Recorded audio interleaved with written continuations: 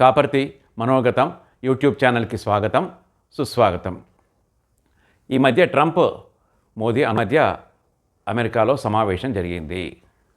ఆ సమావేశంలో my friend అని ట్రంప్, అట్లాగే మై ఫ్రెండ్ అని మోదీ అనుకోవడం జరిగింది. సరే, వ్యక్తిగతంగా ఫ్రెండ్స్ అయితే అయి ఉండవచ్చు, కానీ ఏ దేశ ప్రయోజనాలు వాళ్లకు తప్పనిసరిగా ఉంటాయి. అయితే డొనాల్డ్ ట్రంప్ భారత్కు ఒక ప్రపోజల్ పెట్టాడు. భారత్ చైనా మధ్య గల్వాన్ సంఘటన జరిగింది. సంతోష్ బాబు చనిపోవడం జరిగింది. ఆ ప్రాంతాన్ని కొంత ఆక్రమించుకుంది చైనా, అట్లాగే మరికొంత ప్రాంతాన్ని భారత్ కూడా ఆక్రమించుకుంది. ఈ స్టేల్మేట్ అట్లాగే జరుగుతూ ఉంది, గొడవ జరుగుతూనే ఉంది. చైనా పెద్ద సంఖ్యలో తన సైనికులను మోహరించింది అటువైపు, భారత్ కూడా అటువైపు మోహరించింది, గల్వాన్ వైపు, లద్దాఖ్ వైపు. అయితే టెన్షన్ పెద్ద ఎత్తున జరుగుతుంది 5-6 ఏళ్లుగా, మనందరికీ తెలుసు. ఈ విషయంలో అమెరికా డొనాల్డ్ ట్రంప్ ఒక ఆఫర్ ఇచ్చాడు భారత్కు. ఆఫర్ ఏంటంటే,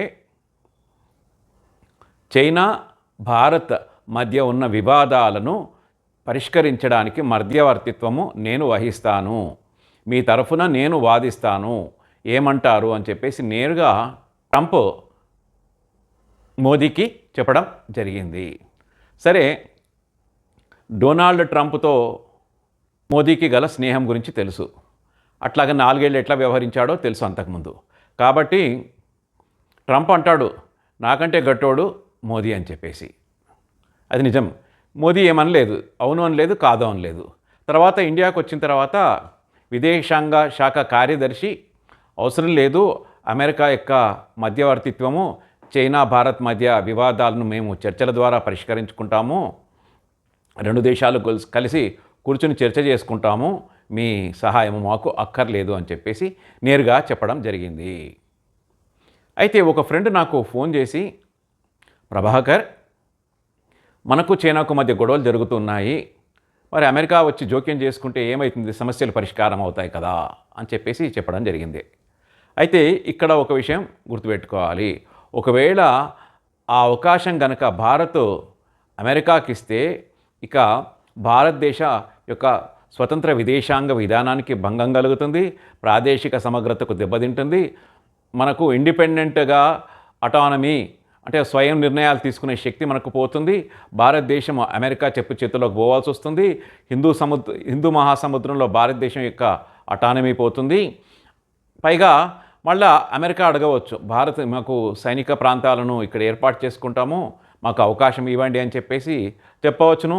లేదా రకరకాలుగా ఇతర దేశాలతో అమెరికాకు వివాదాలు వచ్చినప్పుడు, యుద్ధాలు వచ్చినప్పుడు భారతదేశాన్ని తప్పనిసరిగా ఆ యుద్ధంలో లాగుతుంది.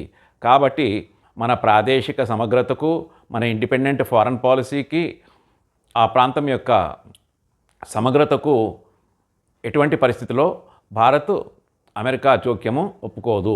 కాబట్టి మోదీ ట్రంప్ ఇచ్చిన ఆఫర్ని ఎటువంటి పరిస్థితుల్లో కూడా ఒప్పుకోడు, అలా ఎవరు కూడా ఒప్పుకోరు. కాబట్టి అన్నిట్లో ఏలు పెట్టాలా అని చెప్పేసి అమెరికా ట్రై చేస్తుంది.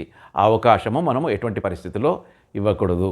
కాబట్టి ఫ్రెండ్స్, పెద్దవాళ్లతో గొడవ పడేటప్పుడు చాలా జాగ్రత్తగా ఉండాలి. నేను ఇచ్చిన కాంటెంట్ మీకు నచ్చితే లైక్ చేయండి, అట్లాగే మీ ఫ్రెండ్స్కి, రిలేటివ్స్కి షేర్ చేయండి. వారు సబ్స్క్రైబ్ చేసుకోకపోతే చేసుకోమని చెప్పండి. తద్వారా మీరు మాకు మంచి వీడియోస్ చేయడానికి అవకాశము కల్పించిన వారు అవుతారు. జై హింద్.